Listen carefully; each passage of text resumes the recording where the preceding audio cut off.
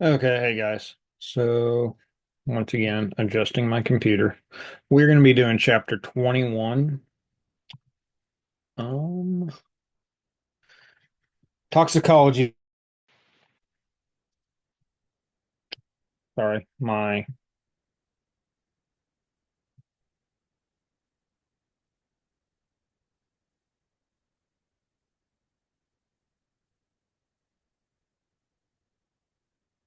here we go. Sorry. For some reason my camera shut off. Um, so we're doing toxicology. We're going to discuss recognition and management of carbon monoxide poisoning, nerve agent poisoning, how and when to contact poison control, the anatomy, physiology, pathophysiology, and assessment and management of inhaled poisons, ingested poisons, injected poisons, absorbed poisons, alcohol intoxication, and withdrawals. So getting started here, every day we come in contact with potentially poisonous things. Acute poison affects over 2 million people each year, and then chronic poison is more common. Death caused by poison are fairly rare. Poisoning in children has decreased steadily since 1960 due to the child-resistant caps. Um, Death caused by chronic poisoning in adults has been on the rise as a result of drug abuse. Toxicology is the study of toxic and poisonous substances. Poison, any substance whose chemicals actions can damage body structures or impair body function. A toxin, a poisonous substance produced by bacteria, animals, or plants. Substance abuse is the misuse of any substance to produce a desired effect, and then overdose, a toxic dose of a drug.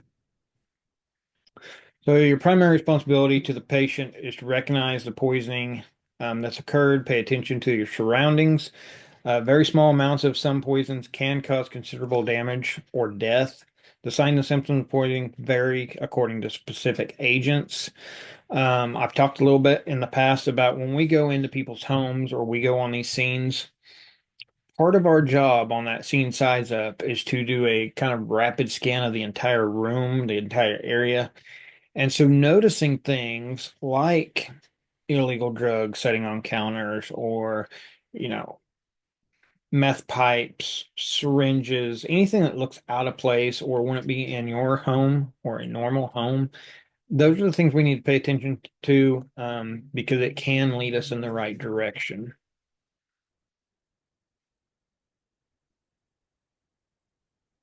If possible, ask that patient, what substance did you take?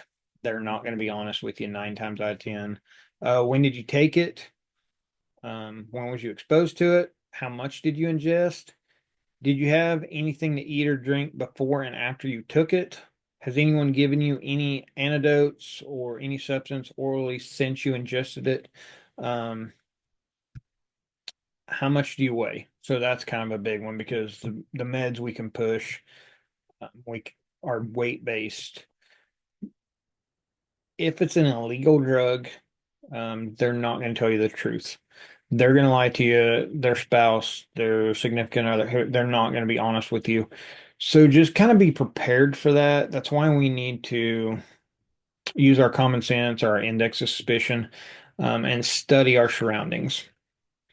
Try to determine the nature of the poison. So look around the immediate area for clues. Take any suspicious material with you. We're going to talk about that. Containers at the scene can provide critical information. So it's perfectly fine to take pill bottles, pill packets.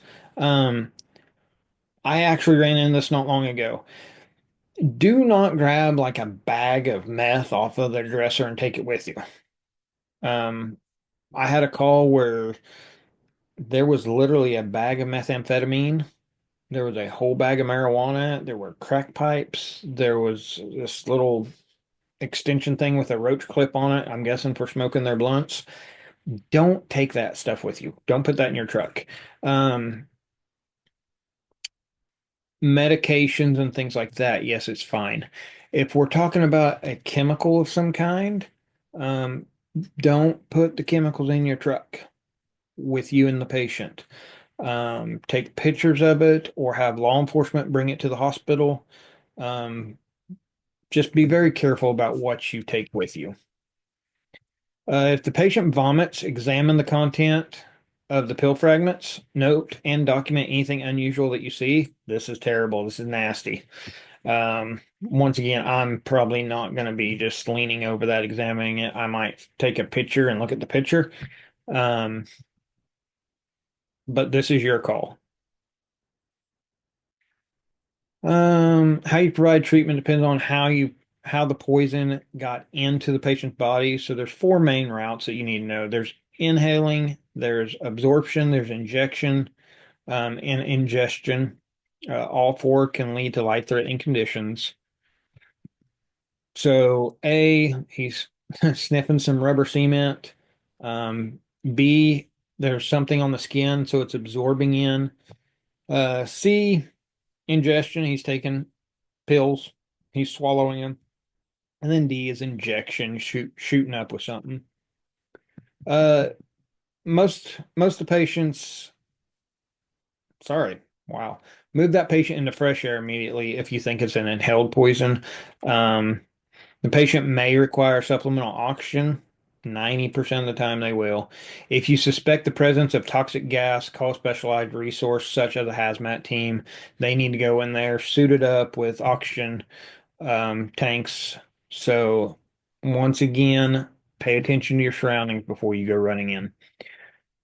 Let's see, inhaled. Some patients may need decontaminated by a hazmat team after removal from a toxic environment. All patients who have inhaled poison require immediate transport. Be prepared to use supplemental oxygen. Make sure a suction unit is available. Some patients use inhaled poisons to commit suicide in a vehicle. Exhaust fumes contain high levels of carbon monoxide. I think we've all seen this on movies or heard stories about it. Um, you're still going to get a really high reading on your pulse ox if it is carbon monoxide, because carbon monoxide actually binds to hemoglobin better than oxygen does. So it will take up most of the space on that hemoglobin or that red blood cell.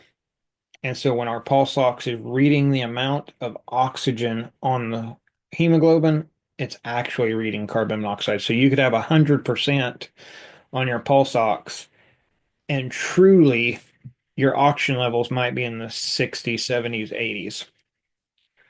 80s. Let's see. Absorbed and surface contact poisons. They can affect the patient in many ways: skin, mucous membranes, and eye damage, chemical burns, rashes, lesions, systematic effects. It's important to distinguish between contact burn and contact absorption. Signs and symptoms, history of exposure, liquid or powder on the patient's skin, the burns, itching, irritation, redness of that skin, typical odor of the substance. Emergency treatment, avoid contaminating yourself and others. Remove the substance from the patient as rapidly as possible. Remove all contaminated clothing. Flush and wash the skin. These people, we're going to want to declothe them. If it's, I think it's going to talk about it in a minute, but if it's dry powder, we wipe or we brush it off, then we apply water because we don't want to make paste. Um, Knowing what the substance is, we can also look at our SDS sheets. We have the internet at our hands with our phones, so we can always hop on there and look up treatment for if we know what chemical it is. If dry powder has been spilled, brush it off. There we go. Flood the area with water for 15 or 20 minutes, then wash skin with soap and water. If liquid has been spilled onto the skin, flood it for 15 or 20 minutes. This is where it gets a little bit tricky because we don't really want to set on scene, standing over a sink or in a shower with someone for 15 or 20 minutes, right? So we can flush that the best we can. If you're 5 minutes from the hospital, let's wipe that powder off or let's rinse it off and then get to moving. Um, the other side of that, though, is we do not want to take any contaminant into our unit or into the hospital with us. So if we're taking someone who has some type of poison on their body, we need to call that hospital and say, look, this is what we're bringing in. We've stripped him down. We brushed off that powder and then we washed it. Most hospitals have a decon room, or they will tell you what they want you to do before you come walking into a hospital with someone covered in some kind of substance. If chemical agent is introduced into the eye, um, irrigate them quickly and thoroughly. Many chemical burns occur in an industrial setting, so safety showers and specific protocols for handling surface burns may be available. Hazmat teams should be available to assist you. After decontamination, promptly transport to the emergency department for definitive care. Obtain material safety data sheets. That's those SDS sheets. Ingested poison. So about 80% of poisoning is by the mouth, whether it's liquid, household cleaners, contaminated food, plants, or drugs. Usually accidental in children, and deliberate in adults. Doesn't mean it can't be an accident in an adult too. It does happen. Signs and symptoms include burns around the mouth, gastrointestinal pain, vomiting, cardiac dysrhythmias, and seizures. Treat signs and symptoms and notify the Poison Control Center and medical control of the patient's condition. Consider whether there's a unabsorbed poison remaining in the gastrointestinal tract and whether you can safely and effectively prevent its absorption. And that's where we get into the activated charcoal. Some EMS systems allow the EMTs to administer activated charcoal. Others immediately assess the ABCs, or always assess the ABCs of every patient who has been poisoned. When it comes to activated charcoal, just know your local protocol. Um, Here in my town, they don't even carry it. At the other service at a neighboring town I work for, they do carry it. So it just depends on where you're at, whether you can use activated charcoal. Exposure includes intravenous drug abuse, sorry, injected poison, uh, intravenous drug abuse, environmental envenomation by insects, arachnoids, and reptiles, usually absorbed quickly into the body and cause intense local tissue destruction, cannot be diluted or removed from the body in the field. They've shot it into their bloodstream, it's there. Signs and symptoms may include weakness, dizziness, fever, chills, unresponsiveness, and excitability. Monitor the airway, provide high flow oxygen, and be alert for nausea and vomiting. Remove rings, watches, and bracelets from the area around the injection site if swelling occurs. Definitely be ready. Um, ABCs nonstop. Take standard precautions and look for clues. Is there an odor in the room? Is the scene safe? Are there medication bottles lying around? Is there medication missing that might indicate an overdose? Are alcoholic beverage containers present? Are there syringe and other drug paraphernalia? Uh, is there suspicious odor that may indicate the presence of drug laboratory?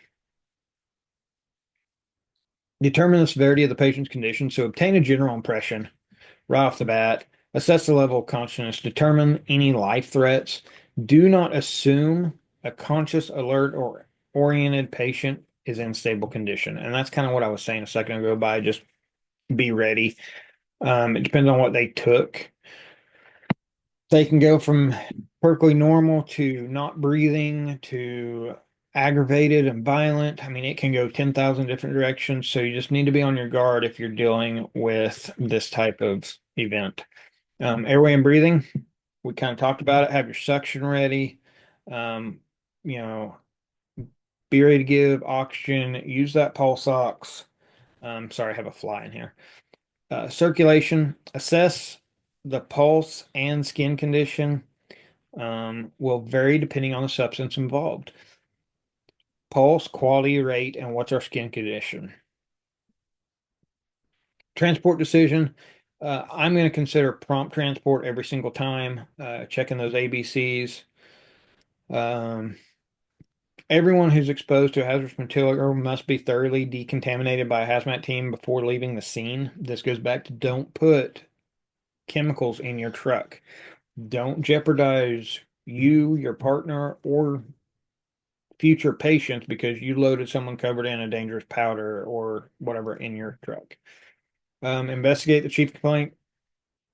If your patient is responsive, begin with evaluation of the exposure and the sample history. If your patient is unresponsive, obtain a history from other sources, whoever's on the scene, someone that's seen something, someone that knows the person, go with that route. In addition to sample, ask the following questions. What is the substance involved? When did the patient become exposed to it? How long did the patient ingest, or how much did the patient ingest? And what was the level of exposure? Questions: over what period did the patient take or was exposed to the substance? Was the patient or bystander performing any interventions? How much does the patient weigh? That physical examination, focus on the area of the body involved with the poison or the route of exposure. A general review of all body systems may help identify systematic problems. A complete set of baseline vital signs is important. So this goes back to everything I've said so far. If we follow our assessment sheets, if we follow those rules, yes, we need to focus on the area because this is considered a medical. We're going to focus on the problem, but we still check all body systems. Um, and baseline vitals, I can't stress enough how important those are. As soon as we can get those, how crucial those are, because it's going to tell us if we're changing or not. Assess the adequacy of the ABCs. Repeat vital signs, compare them with their baseline. Evaluate your intervention. So every 15 minutes for stable, 5 minutes for unstable. Anytime we do anything to a patient, that is an intervention. When we put them on a cot, it is an intervention. When we apply oxygen, it's an intervention.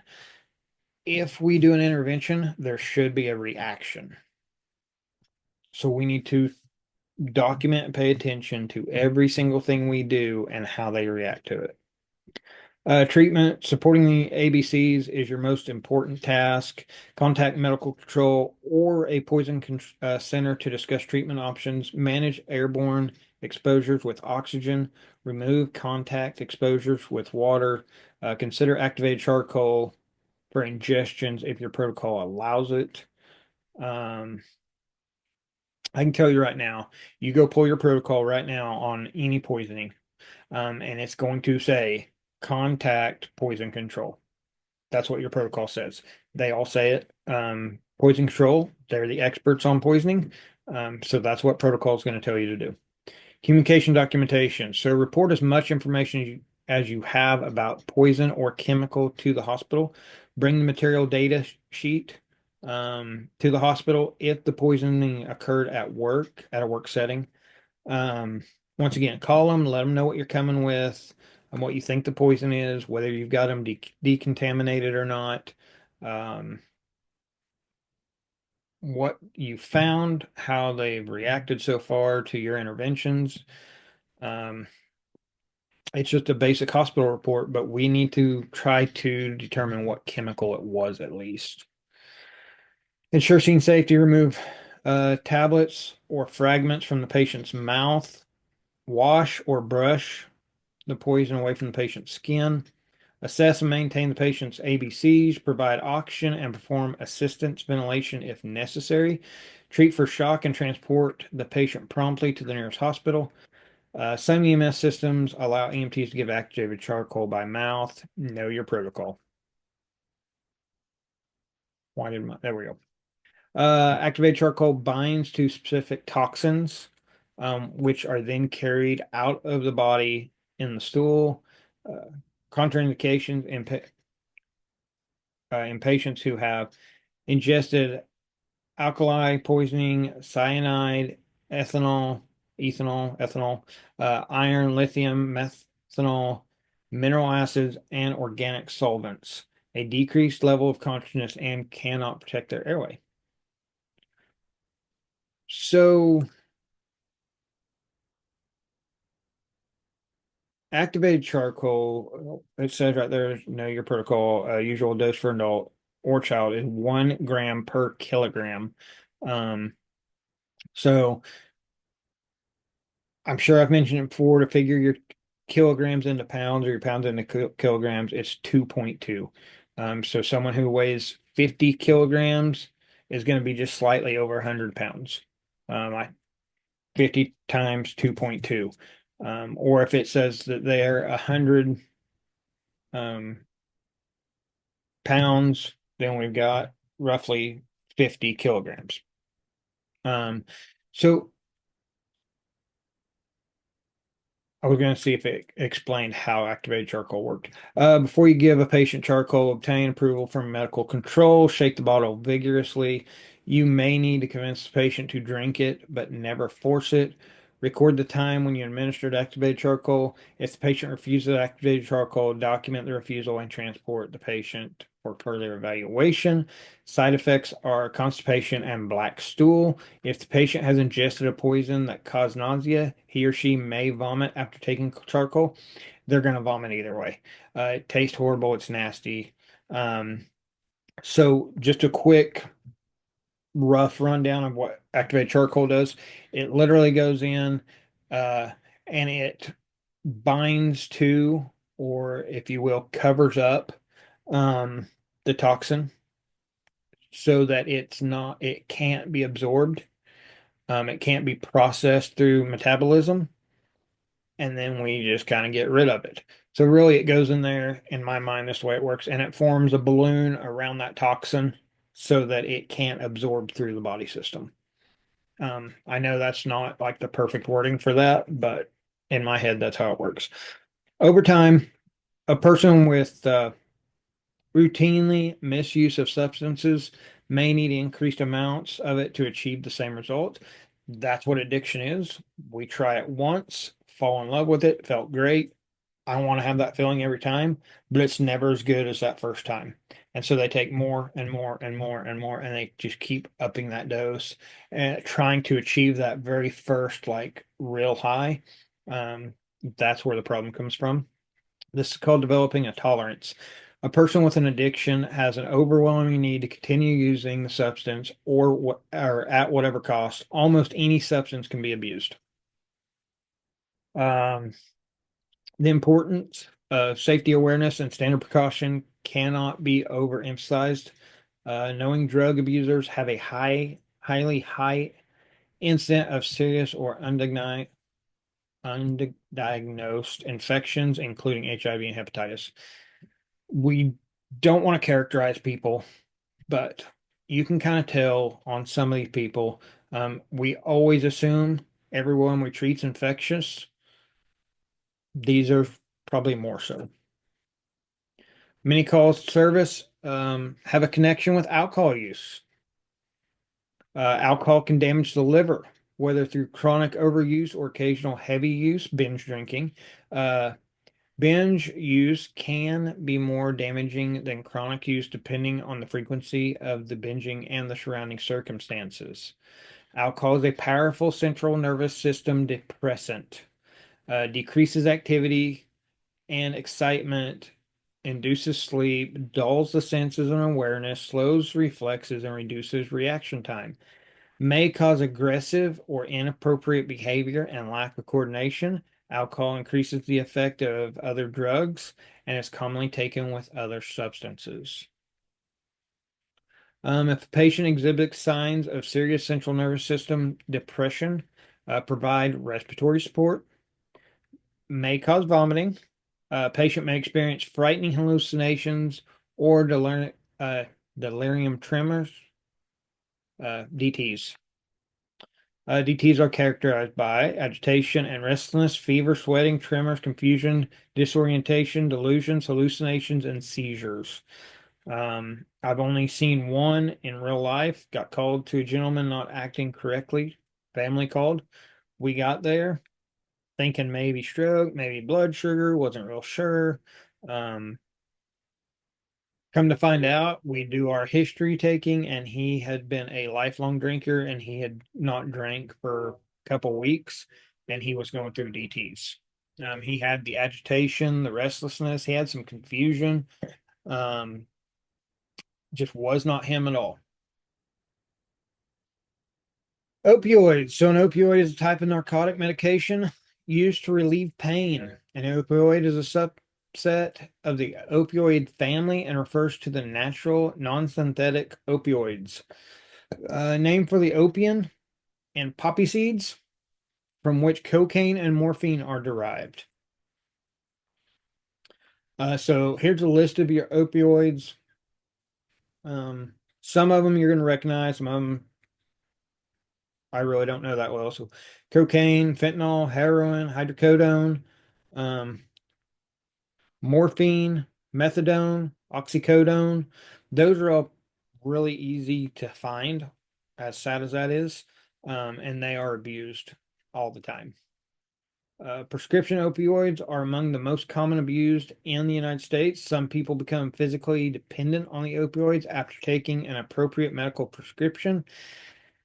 The way it really works with the ones who kind of accidentally become addicted is, they've lived with pain, whether it's back pain, surgery pain, whatever, and they pop in these pills so they can keep working. And they realize as long as they take their pill, they can do their job and they feel good.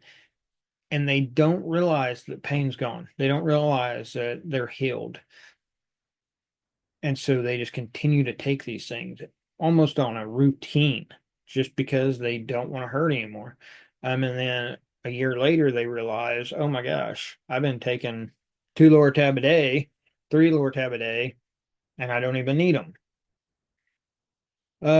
These agents are central nervous system depressants and can cause severe respiratory depression and then cardiac arrest if not treated promptly. Tolerance develops quickly. Some users may require massive doses to experience the same high, often cause nausea and vomiting, may lead to hypotension. Not all of them are on purpose. Just keep that in mind.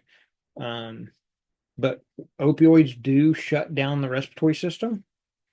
That's one of the biggest golden bright light signs of opioid overdose is respiratory failure or respiratory arrest.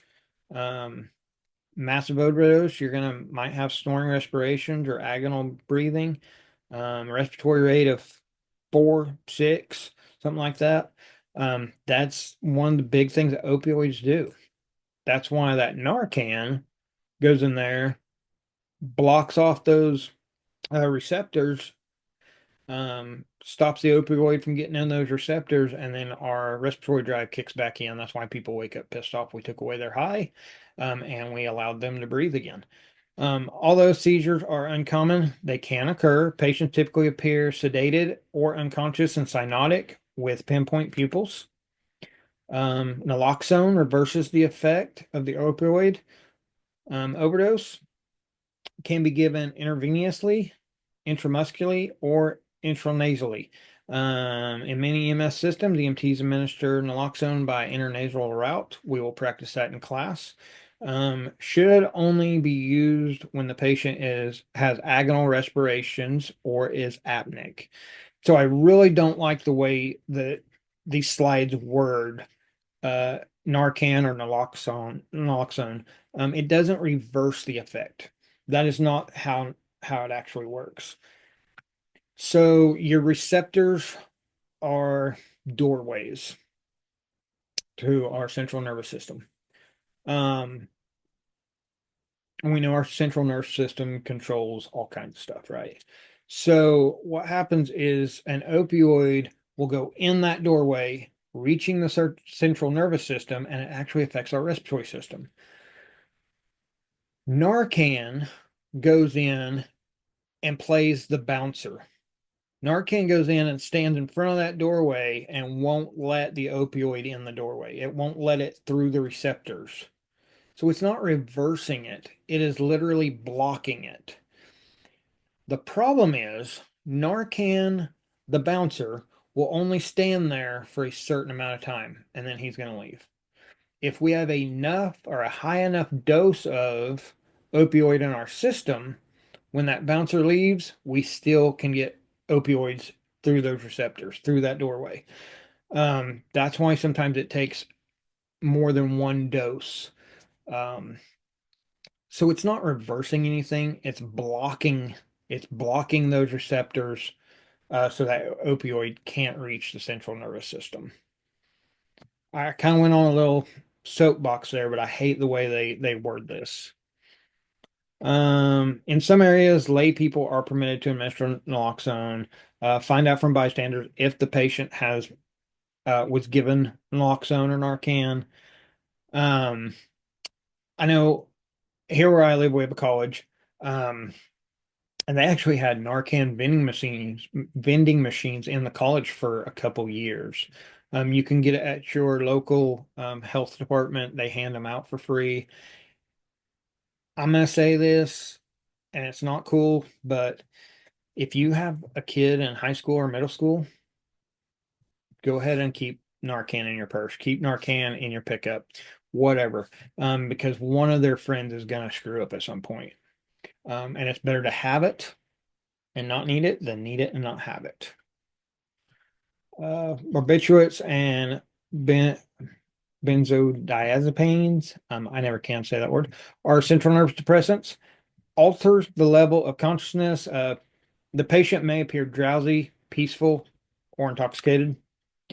These agents are generally taken by mouth. Occasionally, they are dissolved in water and injected. IV sedative, hypotonic drugs quickly induce tolerance. These drugs may be given to people as a knockout drink, and treatment is to ensure airway is patent, assist ventilation, and prompt transport. The date rape drug. That's what this is. Abused inhalants. So these inhalants are inhaled acetones. I have no idea what those other three words are. Um, sniffing glue, sniffing PVC pipe cleaner or pipe glue, sniffing spray paint, ether, any of that. If you inhale it or you sniff it, it falls in this category. Um, Gasolines, halogen, yeah, any of that I mentioned falls into this category. If you can sniff it and get high, and it's usually done by teenagers. Always use special care. Solvents can make the heart hyposensitive to patient own adrenaline. Keep patients from struggling or exerting themselves. Use a stretcher to move these patients. Give oxygen. Transport to the hospital. Hydrogen sulfide, highly toxic, colorless, and flammable gas with distinct rotten egg odor. Affects all organs, but it has the most impact on lungs and central nervous system. Used to commit suicide. If you suspect the presence of a toxic gas, wait for a hazmat team to tell you that the scene is safe. Signs and symptoms: nausea and vomiting, confusion, dyspnea, a loss of consciousness, seizure, shock, coma, and cardiopulmonary arrest. Once the patient has been decontaminated, management is largely supportive. So we're going to monitor, assess that patient's respirations as needed, and cardiovascular function. We'll put a 12 lead on them. Provide that rapid transport. Oh, hang on. Sorry. Central nervous system stimulants that mimic the effect of sympathetic nervous system. So these are just kind of the street names of the drugs. Some of them you're going to know. I hope you don't know all of them. Uh, I don't remember any test questions where I had to know a street name or quiz questions. Let's see.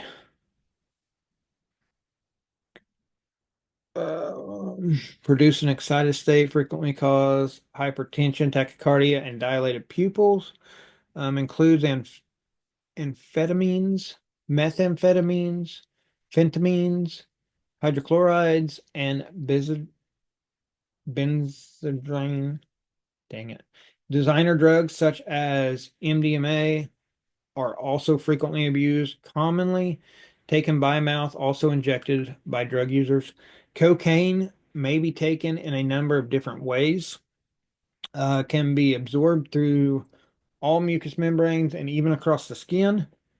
Immediate effects include excitement and euphoria, and last less than an hour. Smoked crack is the most potent. Acute overdose is a genuine emergency. Patients have a high risk of seizures, cardiac dysrhythmias, and strokes. Patients may experience hallucinations and paranoia. Do not leave the patient unattended. Provide prompt transport. Once again, these aren't always on purpose. Um, there are cases where things are given to people or people accidentally take things. Um, just keep that in mind. An emergency, synthetic, some bath salts. Um, an emerging class of drugs similar to the MDMA produce euphoria, increased mental clarity, and sexual arousal. Most users of this drug snort or uh, insufflate the powder nasally. Effects reportedly last as long as 48 hours. Adverse effects include teeth grinding, appetite loss, muscle twitching, lip smacking, confusion, gastrointestinal conditions, paranoia, headaches, evaluated heart rate, and hallucinations. You're also going to hear the term air biscuits. It's kind of that they sit there and chew on nothing. Um, Keep the patient calm and transport. Consider ALS assistance. Not to sound mean, the first time you see air biscuits, so you're probably going to giggle. It is kind of comical. Marijuana is abused throughout the world. So marijuana. THC is a chemical in the marijuana plant that produces its high, produces euphoria, relaxation, and drowsiness, impairs short-term memory, and the capacity to do complex thinking, could progress to depression and confusion. With very high doses, patients may experience hallucinations or become very anxious or paranoid. Reassure the patient and transport with a minimal amount of excitement. Marijuana is often used as a vehicle to get other drugs into the body. Um, yeah, no lights, no sirens, keep things calm. Definitely reassure people you are not a cop. I've been on a few of these. They see that star of life and they assume that you're law enforcement. Um, Once they realize you're not, they're cool as can be. But just something to think about. Several states have legalized the recreational use of marijuana, and others allow for the medical use of marijuana to uh, product products that contain THC. Edibles infused with marijuana ingestion can lead to uh, cannabis, yeah, hypermeiosis syndrome. Um, a variety of herbal incense or smoking blends that resemble THC and produce a similar high. It's called spice. Uh, Powerful and unpredictable effects may result, ranging from simple euphoria to complete loss of consciousness. Hallucinogens alter a person's sensory of perception. Classic example is LSD. There's a whole list of them down there. PCP, LSD, morning glory, nutmeg. These agents cause visual hallucinations, intensify vision and hearing, generally separate the user from reality. Patients experiencing a bad trip have hypertension, tachycardia, anxiety, and paranoia.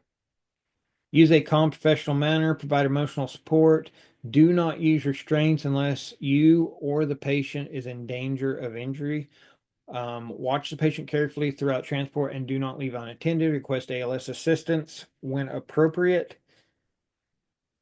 Not going to sit here and lie. These patients are actually pretty fun. These are some of my favorite patients. If you stay calm and collected and cool and you just visit with them in a respectful, calm manner, you're going to get to watch one heck of a show. Um, Sometimes it's fearful, sometimes it's hilarious, sometimes, they're just completely lost. Um, my favorite one got her in the back of the ambulance, and she swore we were in a UFO because of how the lights on the ceiling looked. So I find them fun. Um,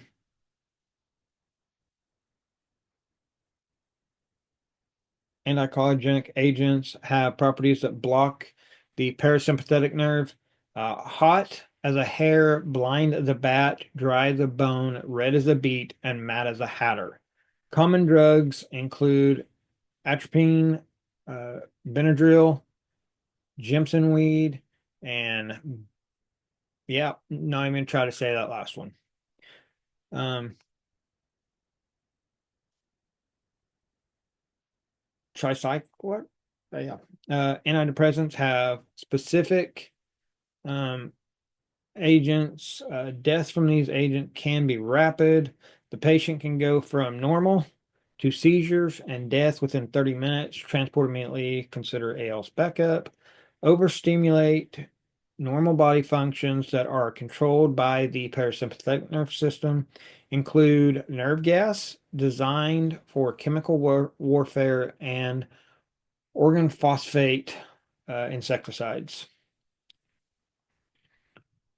Let's see, use the mnemonic dumbbells to remember the signs and symptoms. So we've got diarrhea, urination, meiosis, bradycardia, bronchospasms, um, bronchiuria, emesis, uh, lacrimation, seizure, saliva, and sweating.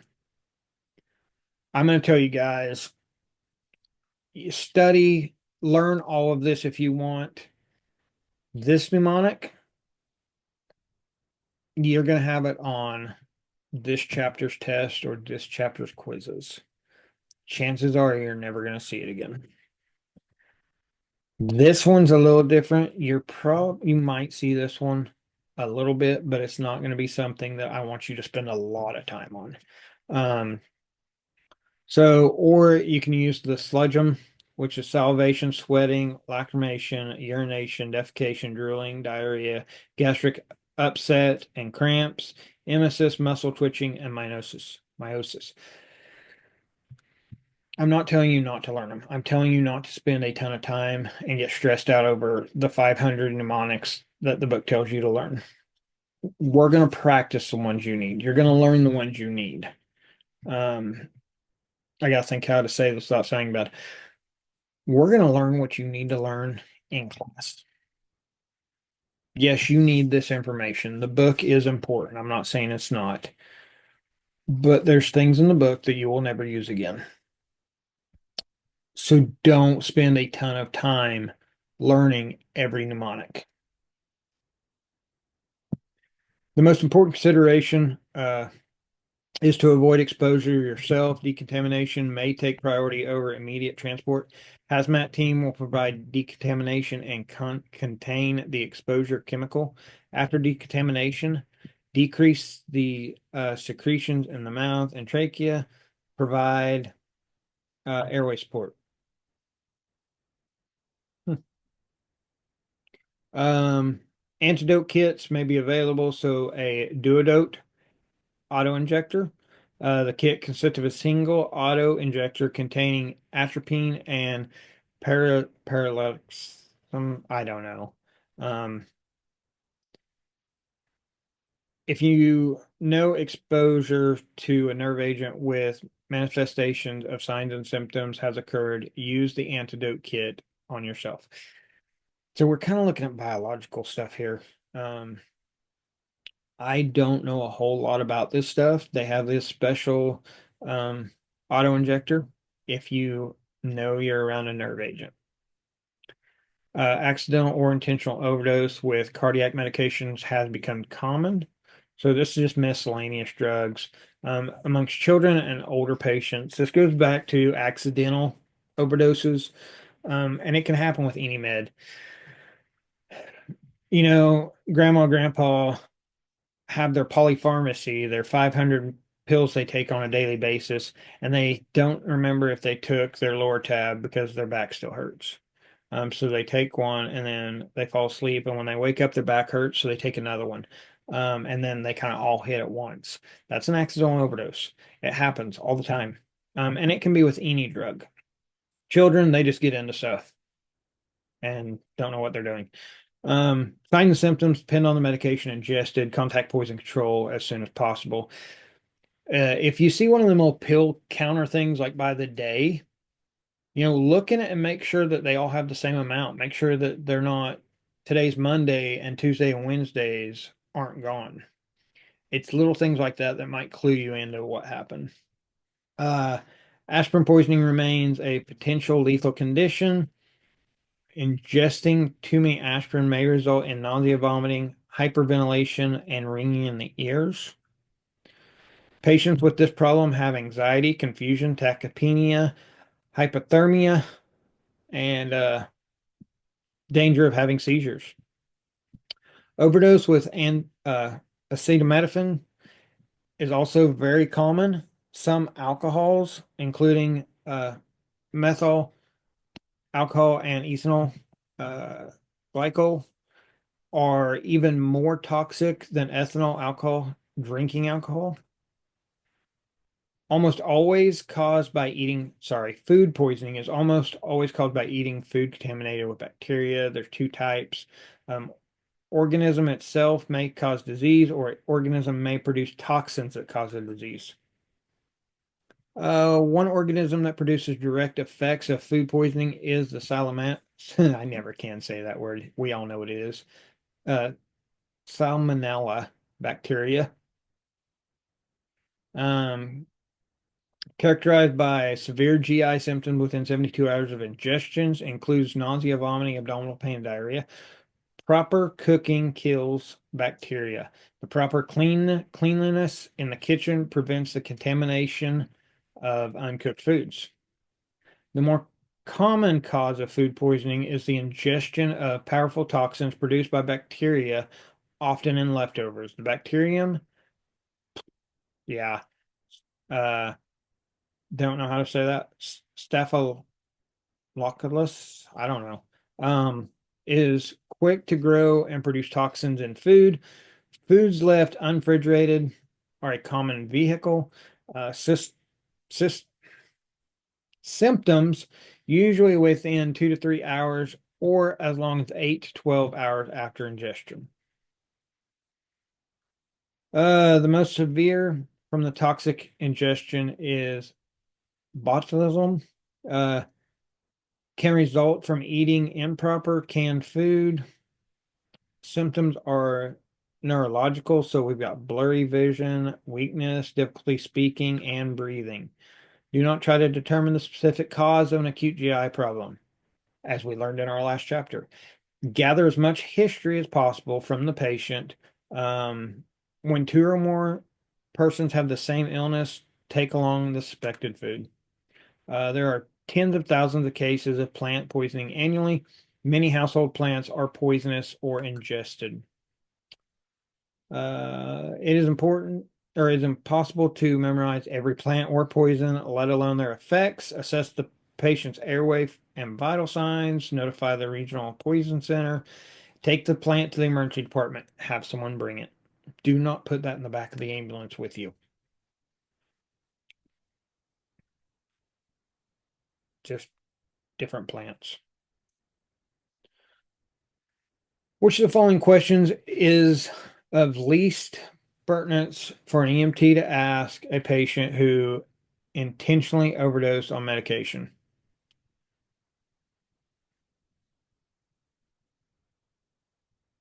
Yeah, D. That doesn't matter to us.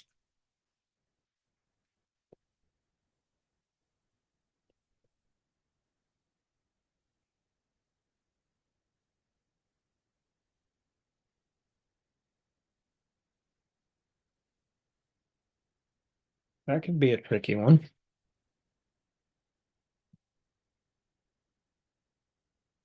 Yeah, try to collect it. I'm just taking a picture, but if you want to collect it and take it with you, you can. When caring for a patient with a surface contact poisoning, it is important to remember to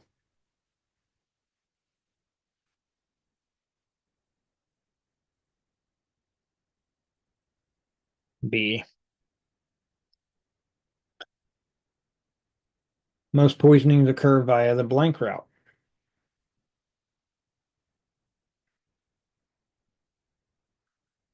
B. Ingested. How much activated charcoal should you administer a 55-pound child who swallowed a bottle of aspirin? Well, 55 pounds divided by 2.2 roughly be 25. Because remember, it's per kilogram or grams. You got to break your weights down though. After taking Vicodin for 2 years for chronic pain, a 40-year-old woman finds that her usual dose is no longer effective and goes to the doctor to request a higher dose. This is an example of C, tolerance. Which of the following effects does drinking alcohol not produce?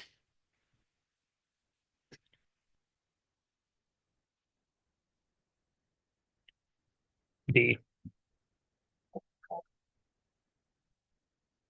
A 21-year-old male was found unconscious in the alley. Your initial assessment reveals that his respirations are slow and shallow, and his pulse is slow and weak. Following assessment reveals that his pupils are bilaterally constricted. His presentation is most consistent with an overdose of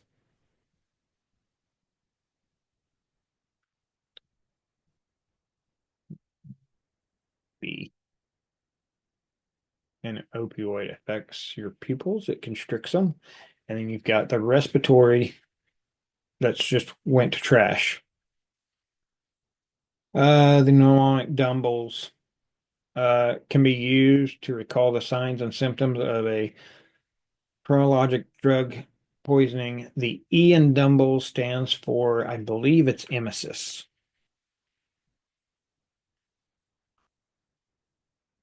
I am, yeah, okay, I was right. Thought I got another one wrong. Food poisoning is almost always a cause of eating food that is con or that contains bacteria. All right, guys, I know that was a rough one with me not being able to pronounce half the words in this slide. Thanks for sticking it out with me. That was chapter 22. We will do chapter 23 next.